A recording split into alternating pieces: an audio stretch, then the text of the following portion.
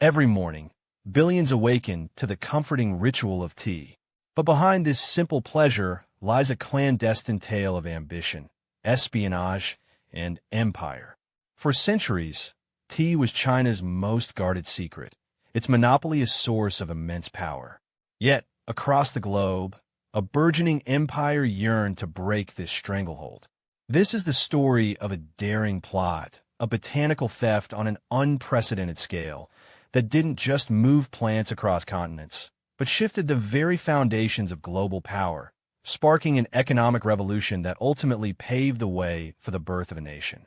For millennia, tea remained China's precious secret, cultivated in mist-shrouded mountains and woven into the very fabric of its culture.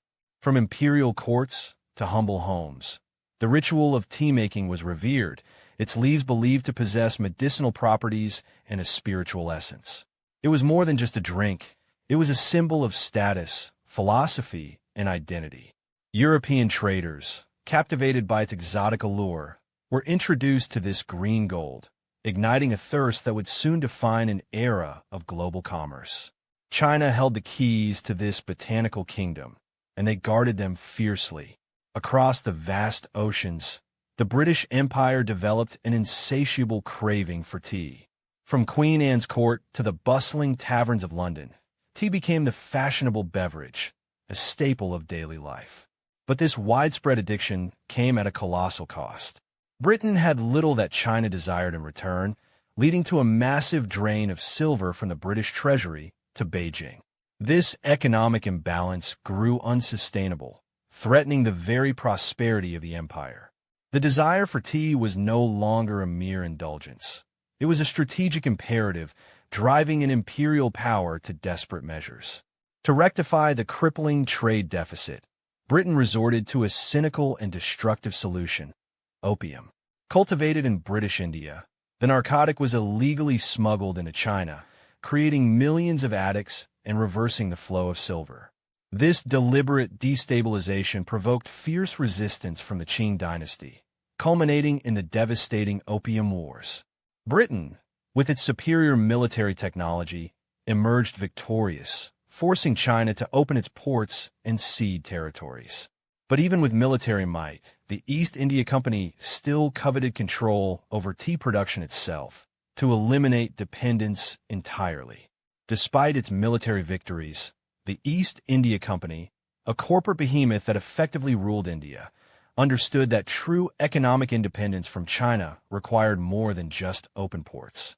It needed to break China's botanical monopoly. The company concocted an audacious plan: industrial espionage on an unprecedented scale. They would send a spy, a botanist, to infiltrate the forbidden heartland of China, steal the prized tea plants, and, more importantly, the closely guarded secrets of their cultivation and processing. The stakes were immense. Failure could mean diplomatic disaster or worse. For this perilous mission, the East India Company chose Robert Fortune, a Scottish botanist and plant hunter known for his daring expeditions and keen eye. Fortune was no stranger to dangerous assignments, having already brought exotic plants from China to Europe. But this mission was different. He was not just collecting specimens. He was to steal the very foundation of an empire's economy.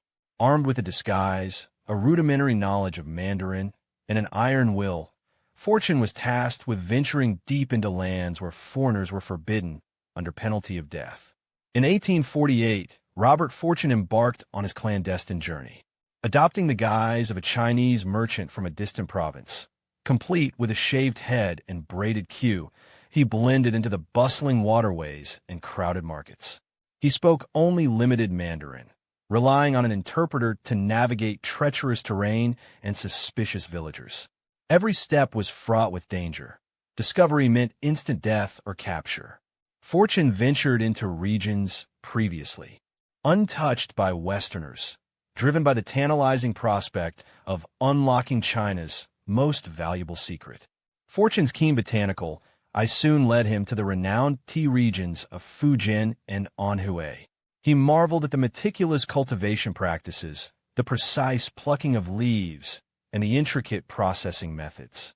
He discovered that the Chinese farmers cleverly dyed green tea with gypsum and Prussian blue to enhance its appearance, a revelation that exposed a long-held deception. This wasn't merely about plants. It was about understanding an entire agricultural ecosystem and centuries of accumulated wisdom, the very heart of China's tea supremacy. With meticulous precision, Fortune began his audacious theft. He collected thousands of tea seeds and hundreds of delicate saplings, carefully packing them in Wardian cases, miniature portable greenhouses designed to protect them during the long journey. This was no simple pilfering. It was an act of biological piracy. Each seed, each fragile root, represented not just a plant, but the potential to shift global economies. The danger was constant, with local officials always a breath away from uncovering his true identity and mission. The journey back was as perilous as the infiltration. Keeping the delicate tea plants alive was a monumental challenge. The Wardian cases, while revolutionary, required constant care. Fortune battled heat, humidity, pests, and the sheer passage of time, knowing that every lost plant represented a setback for the company's grand vision. The fate of an empire's ambition rested on the survival of these fragile green shoots, traversing thousands of miles across land and sea, a race against natural decay and the vastness of the globe. Fortune's precious cargo finally arrived in British India, but the mission was far from over. The stolen plants had to thrive in entirely new environments. He established experimental plantations in the cool, elevated regions of Darjeeling and the hot, humid plains of Assam, where indigenous tea varieties had also been discovered. This transplantation was a monumental feat of agricultural engineering, requiring adaptation, experimentation, and the tireless labor of countless Indian workers. The dream of breaking China's monopoly was slowly taking root, literally, in colonial soil. Within decades, Fortune's stolen plants, combined with the successful cultivation of indigenous Assamese tea, transformed India into the world's leading tea producer. No longer reliant on China, Britain now had its own vast, captive supply. The East India Company amassed unimaginable wealth, fueling the expansion of the British Empire and cementing its economic dominance. This was more than just a shift in trade. It was a geopolitical earthquake, dramatically altering global power dynamics and making India an even more critical jewel in the British crown. This stolen tea didn't just create a new industry. It catalyzed a revolution of global proportions.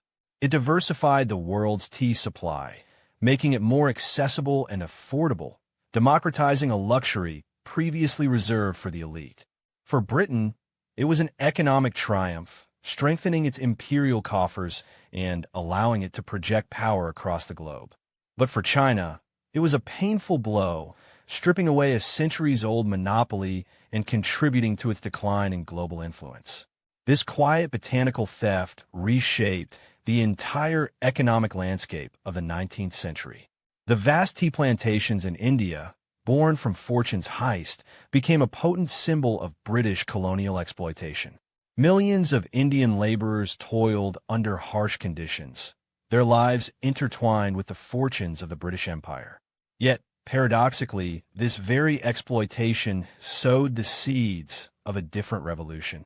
The economic structures established by the British, including the tea industry, fostered a sense of national identity and grievance, ultimately fueling the fierce struggle for independence.